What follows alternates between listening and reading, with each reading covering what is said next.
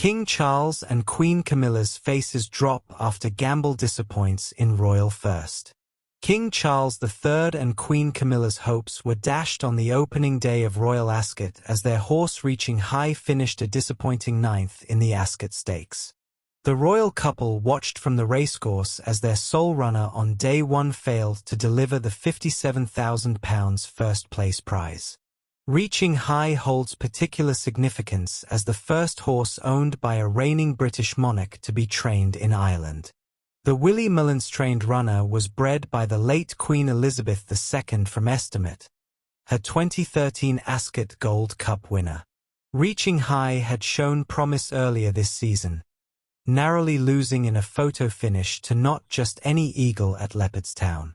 Hello viewers, please remember to subscribe and click on the notifications bell icon, so you will be notified whenever we upload new cookies about the British royal family. However, pre-race nerves were evident as Reaching High proved unsettled and required assistance being led into the stalls on what was a sweltering day at the Berkshire course. Reaching High struggled to find clear running after the final turn as his jockey, Ryan Moore, attempted to navigate through the field. The 3-1 favourite, ridden by Ryan Moore, became trapped near the rail and never threatened the leaders.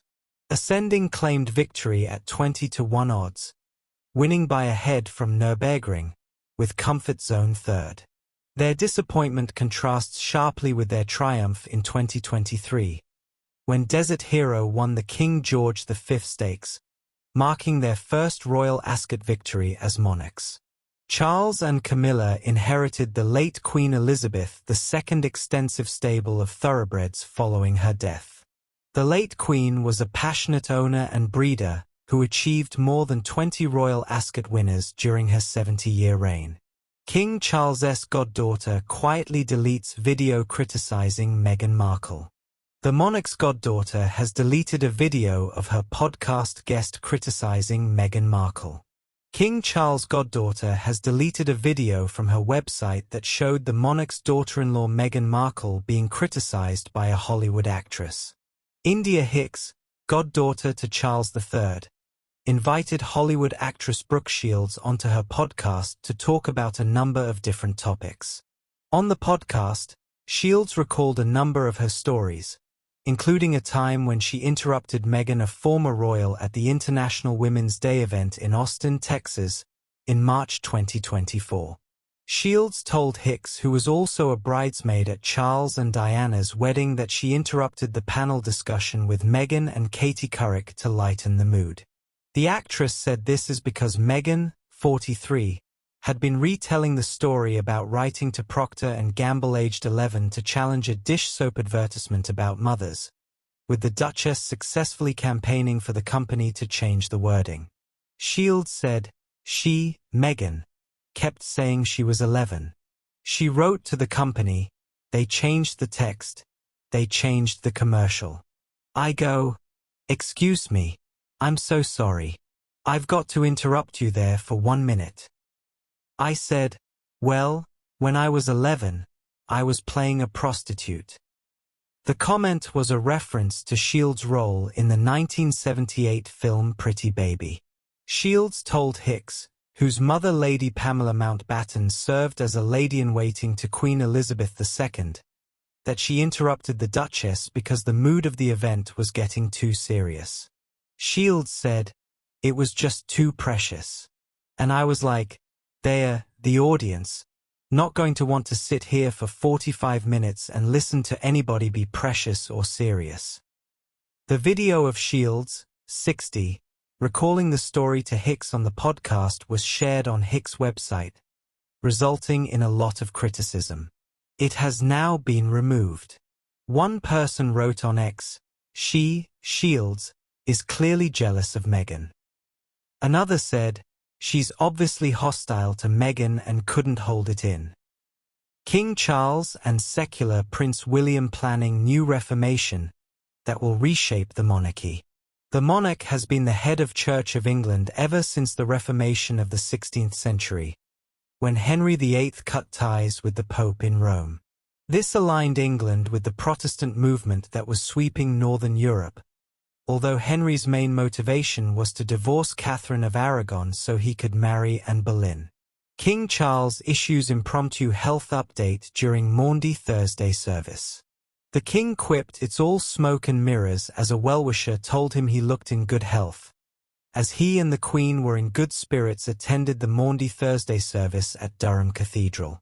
Charles, 76, dressed smartly in a morning suit, waved to the crowds who had gathered outside as he and his wife Camilla, 77, arrived at the church.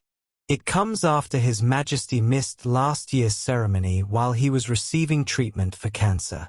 After the service, the King and Queen took the time to meet with members of the public who had stood outside the 932-year-old cathedral. Charles met Pat Johnson, 54, from Jarrow, South Tyneside, who was holding her 3-stone 18-month-old Pembrokeshire corgi named Lilibet. Mrs. Johnson said, "He asked me if she was friendly and he asked me her name. I said she was named after the late Queen. I said he looked very well and he said, 'You are very kind. It's all smoke and mirrors.'"